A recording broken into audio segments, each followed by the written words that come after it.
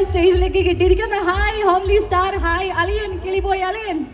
Yes, എന്നെ നോക്കി പഠിപ്പിക്കുകയാണ്. ബേസിലേട്ടന്റെ അഭിനയം നമുക്ക് കാണണ്ട അല്ലെ? ആളെ കണ്ടാൽ തന്നെ നമ്മൾ ചിരിക്കും. ആ ഒരു ബുള്ളറ്റ് എഞ്ചിൻ ചിരി കേട്ടാൽ തന്നെ നമ്മൾ ചിരിക്കും.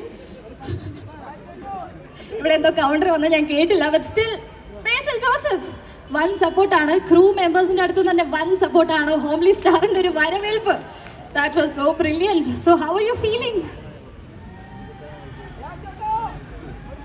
എല്ലാവർക്കും നമസ്കാരം.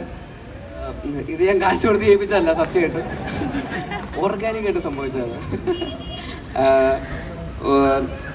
എന്നെ സംബന്ധിച്ചിടത്തോളം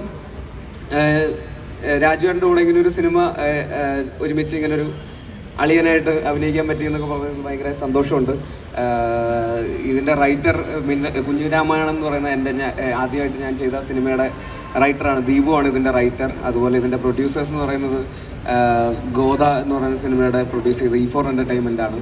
അതുപോലെ ഇതിൻ്റെ സംവിധായകൻ എന്ന് പറയുന്നത് ജയ ജയ ഹേ എന്ന് പറയുന്ന സിനിമയുടെ സിനിമ സംവിധാനം ചെയ്ത വിപിൻ ചേട്ടനാണ്. അപ്പോൾ ഇവരുടെ എല്ലാവരുടെയും കൂടെ വീണ്ടും ഇങ്ങനെ ഒരു സിനിമയിൽ ഇത്രയും വലിയ സ്റ്റാർ കാസ്റ്റിൻ്റെ കൂടെ നിഖില വിമൽ, അനശ്വര, അതുപോലെ അശ്വിൻ, സിജു, സാഫ് ബോയ്, അഖിലേട്ടൻ, അങ്ങനെ ഒരുപാട് ആഷിഖ്, ഇതുപോലെ ഒരുപാട് നല്ല ആക്ടേഴ്സിൻ്റെ കൂടെ അഭിനയിക്കാൻ പറ്റി. അപ്പോൾ ഒരുപാട് സന്തോഷം. ഇത്രയും വലിയ സ്കെയിലുള്ള ഒരു സിനിമ, രാജുവേട്ടൻ പറഞ്ഞ പോലെ ഒരു ഫൺ ഫാമിലി പോപ്കോൺ എൻ്റർടൈനർ എന്ന് പറയുന്ന പോലത്തെ ഒരു സിനിമയാണ്. അപ്പോൾ അത് എല്ലാവർക്കും ഇഷ്ടപ്പെടും എന്ന് തന്നെയാണ് ഞങ്ങൾ വിശ്വസിക്കുന്നത്. മെയ് 16 തിയേറ്ററിൽ എല്ലാവരും വരണം. Thank U.